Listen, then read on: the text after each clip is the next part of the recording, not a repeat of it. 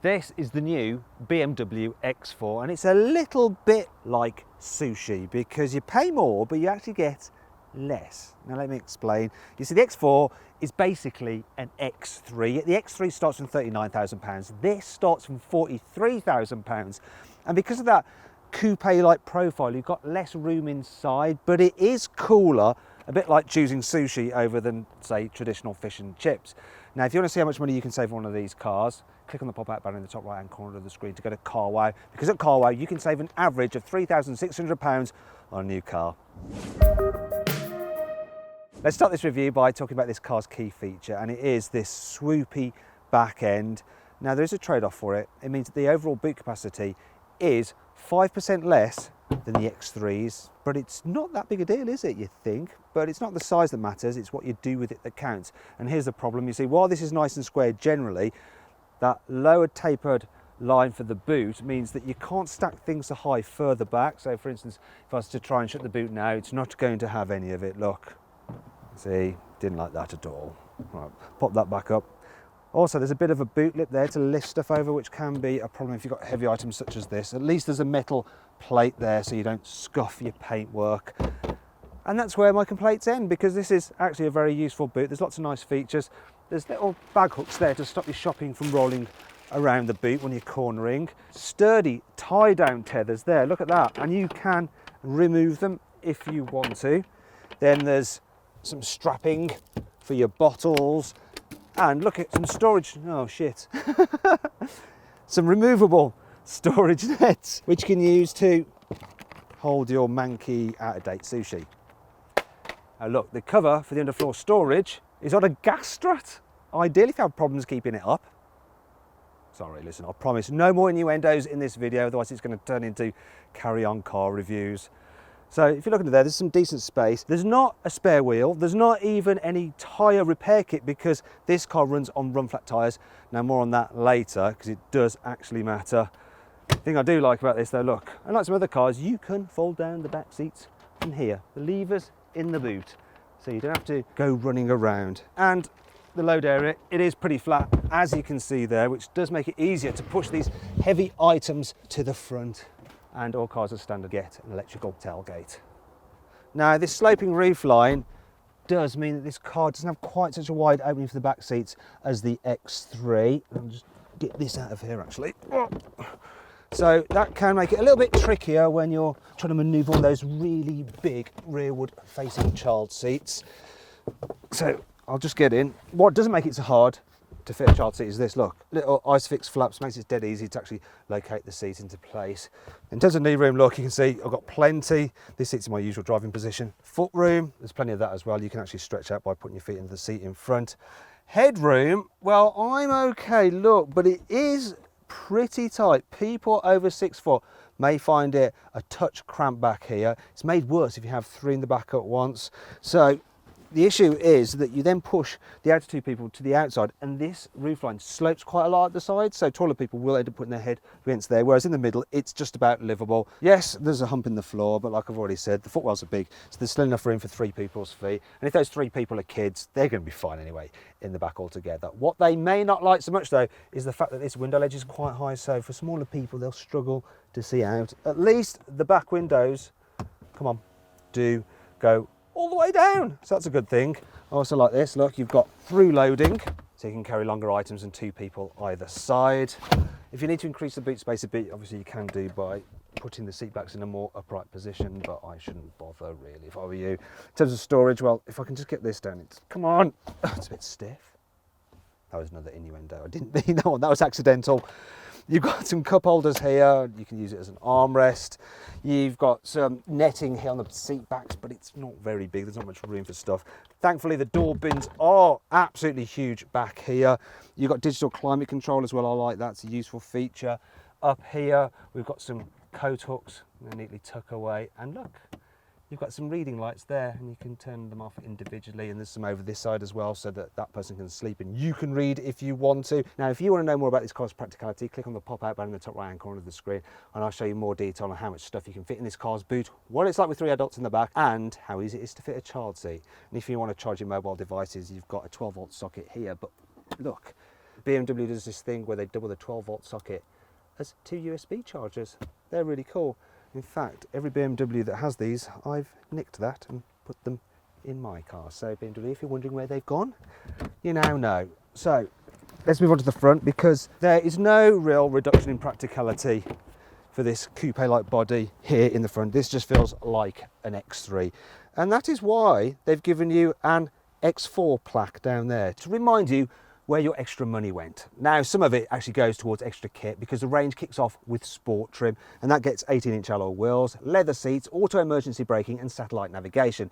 It's just that the screen only has 6 inches. That's why most people want to step up to this M Sport trim, because then you get these lovely sports seats, you get 19-inch alloy wheels, and this glorious 10-inch widescreen infotainment system. It has some extra features over the basic version. So you've got traffic updates, which is as good as Waze really at routing you around the traffic jams. Really like those. There's internet connectivity. I've also got a concierge service, so I can speak to a man over the phone and he'll actually book hotels for me. It's really, really good. In fact, I love this system. It's intuitive, simple to use. You can just whiz through all the menus very easily, and you can operate it using this swivel wheel here and the shortcut buttons. That's the best to use when you're driving, but when you're stationary, you can use it as a touchscreen. So it's just like your smartphone or your tablet. If you don't want to do that, you can use gesture controls. Look. So you just wave your finger about. You can also input things into the sat-nav using this touchpad here, but it's a bit hard to in right-hand drive cars unless you're left-handed. So if you actually want to put something into the sat-nav, you're better off pressing this button here. Now that'll activate the voice commands, and apparently it can understand normal speech, so let's just try it. Take me to Spearmint Rhino. Spearmint Rhino, London, Tottenham Court Road. Say yes, or select another entry from the list. No, let's not do that right now. You've got digital doors. Now they're an optional extra, but they're well worth it because they're only a couple of £100, and they look nice. Okay, so they don't quite have the functionality that you get on the digital doors that you get in Audis and Mercedes, but I still like them. Now, for more information on this car's infotainment system, click on the pop-out button in the top right-hand corner of the screen, and you'll also be able to have another good look around this car's cabin. So in terms of the design, it's all right. I quite like it. So this M Sport, it gets things like this satin trim and metallic trim here. This car's got this leatherette on the dash with some stitching, which does make it feel posher. So do these metallic buttons here near the climate control. And I like these touch sensitive programmable buttons here as well. What I'm not so keen on though is this. Look, you've got a CD player. I mean, who listens to CDs these days? And if you look, it's kind of off center, which is kind of doing my head in a little bit. I do like this though. They're a bit like Art Deco, sort of like being sat in the 1920s. And that pattern is mimicked here on the air vents. It's just a shame that the air vents feel cheap. The rest of the car though is very solid. Yeah, everything you touch feels built to last. Now, quality is generally very good, but as you go lower down here, there's some scratchy plastics on the door pockets, and you will touch that if you're going to demonstrate to your viewers just how big those door bins are, because look, they can hold a big bottle of water. There's some storage here by the steering wheel for an emergency bar of chocolate. The space in here is all right. You've got USB input, and I like this. Look, there's a little runner for your cable so it doesn't get snagged when you put that down. Under here you've got some cup holders, and they will hold larger bottles like that. And there's a pad there for charging your mobile phone wirelessly. Also, you can use it for charging the key. Got to show you this key. So it's £190, this optional key, and it's got a little screen on it. And you can control various things like the lights, the climate control. You can do it remotely, and that's kind of good. But if you look at that screen, it's dead laggy, and the key, it's kind of big. And if you've got that in your pocket, yeah, you're going to have a bulge there. Done it again. Anyway, yeah, don't bother with that key. That's what I'm coming to. In terms of the glove box, it's an okay size. Look, just about enough room for a big bag of popcorn and the manual. Finally, we're going to talk about the seating position. So, as with other BMWs, it's really good. I like how you've got this extendable seat base for more under thigh support. And yes, this is an SUV, but you can sit quite low if you want to, or jack it up very high if you're short and need a better view out. Also, there's plenty of adjustment in the steering wheel, as you can see, but compared to other cars, it seems to telescope just that bit more. You seem to get an extra inch. Yeah, I think this video is going to need an adult rating. Now then, it's time for the CarWow 5 annoying things about this car. If, like me, you have a bad back, you'll probably want the adjustable lumbar support, which you operate down here. Trouble is, it's a £265 option on all models. Ooh. For some reason, the one-touch function for the sunroof will only open it 90% of the way. If you want to open it the full way, you have to press it again. Why? BMW's 2-litre diesel really is quite rattly. I mean, look at this exhaust pipe shaking. I'll illustrate it with this coin. Yeah, I wonder when the penny will finally drop for BMW. BMW's iDrive may be brilliant, but while you can get it with Apple CarPlay, there's no Android Auto available at all. So yeah, I knew I should have bought a blooming iPhone. Is it just me, or does this grille make the car sort of look like a pig from Angry Birds? Just saying. Don't worry, there's still plenty to like about this car. Here's the CarWow 5 cool features. Now you might be wondering where the heck you can keep these rather cumbersome load covers. Well, don't you worry, because look at this. Underneath here, there's some special cutaways for them, so they should fit just perfectly and out of the way. Ta-da! This car has an active grille, so when the engine doesn't need cooling, it remains shut for improved aerodynamics. Speaking of which, you've got air breathers here, which actually send air in through there and over the wheels for less drag. And as you can see, they do actually exist and go somewhere, as proved by the CarWow stick of truth. The optional heads-up display is absolutely brilliant. It shows loads of information in a clear widescreen format, and it can show stuff like your satellite navigation, direction, speed, distance of the car in front, and you can actually customise it quite a fair bit through the central display here. Look, there's loads of things you can do with it. It's brilliant. Now you might be wondering why the heck I'm not actually showing you the system. I'm showing you the options on the screen. Well, it's because the camera just doesn't pick it up that well. All right? This new X4 is 50 kilos lighter than the old X4. It's also got a perfect 50-50 weight distribution, and the 40i and 40d models come with an active rear differential for added sportiness, yeah. The Parking Assistant Plus is absolutely brilliant. So as well as the normal 360-degree view, you have a special 3D view. So if I just activate it, I can then look at the car as if it's in a computer game and, come on, use the gesture control to look around me. Isn't that insane? Now if I put it back onto auto, let's say I'm just reversing, it will automatically flip up when I get close to an object. So you see a bird's eye view from the top to make sure I don't run him over. Being an SUV, of course, you sit higher than in other cars, so it gives you a good view out, makes you feel a bit more smug. What I'm not so smug about, though, are the blind spots in this car, because there are quite a lot of them. I mean, look at this, there's a huge blind spot there, the rear window is tiny, there's another massive one at the rear as well, so when you're looking over your shoulder to pull out of junctions, it gets in the way. In fact, this car has so many blind spots, it should really come with a free dog and a white stick. Can't complain about the automatic gearbox though, I really love it. 8 speeds and it's very smooth. You put your foot down and it responds instantly, and if you want to, you can change gears yourself using the paddles to make it feel a bit more sporty. Actually, BMW has specifically set this car up to feel sporty. So they're giving it a slightly firmer suspension than the X3, and you do notice that round town it just seems to pick up the bumps a bit more and feel a bit firmer than you might imagine. However, you can upgrade to some adaptive suspension, and that has a comfort mode, and it's only 500 quid, it's well worth it. So you put it into comfort, it slackens off the suspension, and then it is better, though this car still feels just that little bit firmer to drive than say something like the Mercedes GLC Coupe, and it's definitely firmer still than the X3. Now, when you encounter a twisty road, you will experience the benefit of this car's sporty setup.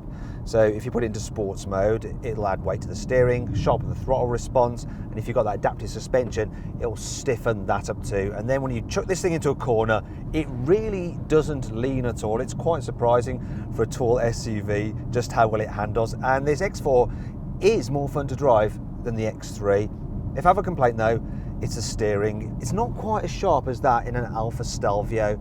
You see, you can't be subtle with it. It won't pick up on hints. So if you're like going, oh, I really like it over there, I'd like to be over there, you know, turn the wheel a bit, it just doesn't respond. So you need to be bloody obvious with what you want. So you want to say, turn right now. And then, yes, it does respond, and it responds well. You just got to know how to treat it.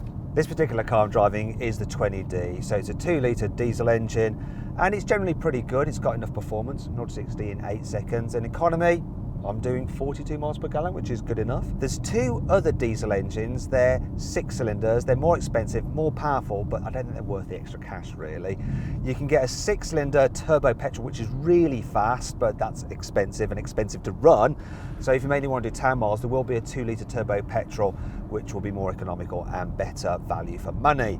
In terms of long distance driving, this car is generally quite comfortable. One thing I do notice though is that you do get quite a lot of noise from the tyres, say compared to an Audi Q5, and part of the reason is because it's running on those run flat tyres I mentioned earlier, so be wary of that. This particular car has got the autonomous driving, so it'll steer to keep me in lane. It's got automatic cruise control to keep me a safe distance from the car in front, and it just takes a strain out of doing long distances. It's an option worth considering. This X4 comes with 4-wheel drive as standard, which gives you good grip on tarmac, and it means it can go off-road a bit if you want it to. In fact, this car can drive through water that's 50 centimetres deep without drowning, and that is the same wading depth that a Land Rover Defender has. You know, that famous off-roader. Yeah, that car is absolutely crap on road, whereas this BMW certainly isn't.